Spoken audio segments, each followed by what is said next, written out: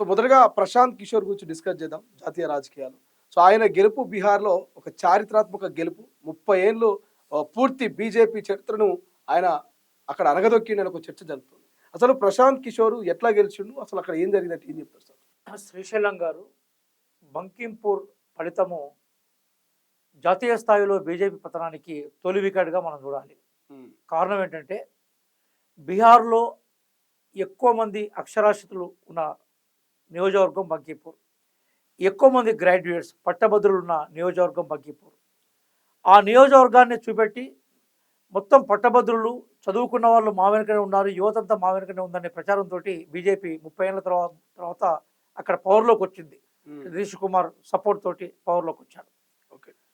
ఒకటి, యూత్ బీజేపీతో లేదు అని చెప్పడానికి ఈ ఎన్నికల ఫలితం వాళ్ళకి అగెనిస్ట్గా రావడం అనేది ఫస్ట్ దర్శనం. రెండోది, అది మామూలు నియోజకవర్గం కాదు, వాళ్ళ జాతీయ అధ్యక్షుడు నిబిన్ ప్రాతినిధ్యం వహిస్తున్న నియోజకవర్గం. దాదాపుగా 8 ఎన్నికల్లో భారతీయ జనతా పార్టీ గెలిచిన నియోజకవర్గం. మూడో అంశం ఏదైతుందో అక్కడ అధికారంలో ఉన్నది భారతీయ జనతా పార్టీ. అంటే వాళ్ళకు పట్టున్న ప్రాంతంలో వాళ్ళు పట్టుకోల్పోయినారు. అలాగే జాతీయ అధ్యక్షుడు ప్రాతినిధ్యం వహిస్తున్న దాంట్లో నుంచి వాళ్ళు ఓడిపోయినారు. మొత్తం రాష్ట్రంలో అధికారంలో ఉన్నా కూడా ఉప ఎన్నికను కైవసం చేసుకోలేకపోయినారు.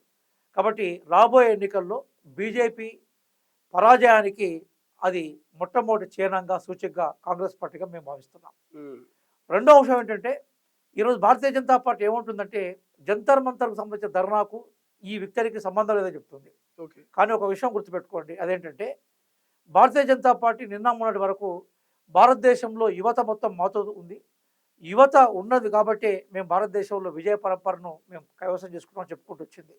కానీ బంకింపూర్ ఎన్నికల్లో పూర్తిగా యువత వారికి ఓటు వేయలేదు. దానికి కారణం ఏంటంటే చాలా క్లియర్గా ప్రశాంత్ కిషోర్కి పిలుపునిచ్చాడు. ఏమన్నాడంటే బీహార్ యువత 10-15 వేల ఉద్యోగాల కోసం భారతదేశం మొత్తం విస్తరించి ఉద్యోగాల కోసం ప్రయత్నం చేస్తున్నది, చిన్న చిన్న ఉద్యోగాలు చేస్తుంది.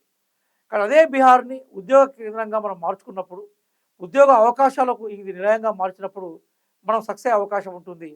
నాకు ఓటేయడం అంటే భారతీయ జనతా పార్టీ ఉద్యోగాలు ఇవ్వని వైఖరిని మీరు బయట ప్రపంచాన్ని చెప్పడం, నాకు ఓటేయడం అంటే యువతకు ఉపాధి అవకాశాల వైపు యువత ముగ్గు చూపుతుందని చెప్పడం అనే స్లోగన్స్ ఇచ్చాడు.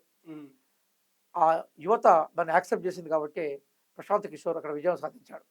భారతీయ జనతా పార్టీ ఏ అధికారంలో అంతకుముందు నితీష్ కుమార్తో కలిసి అధికారంలో ఉందో అది ఏమీ చేయలేదు, యువతకు ఏమీ అవకాశం లేదనే విషయం ఈ రిజల్ట్తో పటాపంచలైపోయింది. కాబట్టి మేమేమంటున్నామంటే ఢిల్లీలో కాక్రోచ్ పార్టీ అనే పేరు మీద యువత ఆందోళన చేస్తే ఆందోళన సక్సెస్ అయింది కదా, విద్యామంత్రి రాజీనామా చేశాడు. కానీ ఆందోళన విరమించిన తర్వాత యువతను వేధించడం భారతీయ జనతా పార్టీ మొదలుపెట్టింది. స్వయంగా బీహార్లో AK-47 తోటి పాట్నాలో కాల్పులు జరిపారు కదా, కాల్పులు జరిపితే యువత గాయాల పాలైన విషయాలు కూడా మనకు ఉంది కదా.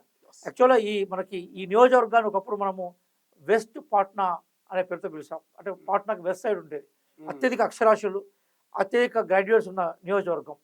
అక్కడ ఓడిపోయినట్టు అర్థం ఏంటంటే భారతీయ జనతా పార్టీ యువతకు దూరమైందన్న విషయాన్ని ప్రస్ఫుటంగా ఎన్నికల ఫలితాలు చెప్పాయి. ఇది పతనానికి తొలిమెట్టుగా మనం బీజేపీని చూడాలి.